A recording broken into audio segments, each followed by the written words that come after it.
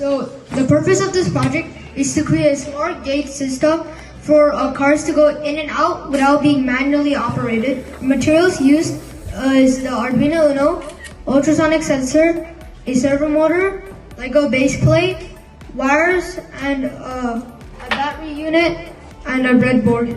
So the procedures, how this works. So let's say there's a car that is coming. So then this ultrasonic sensor, it will sense the car and it will send a signal to this Arduino Uno.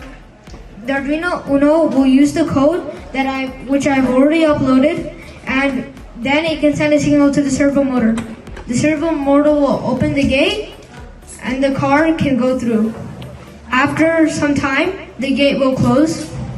With the smart car system, I built a working prototype, and it is programmable and it can be adjusted to the user's need.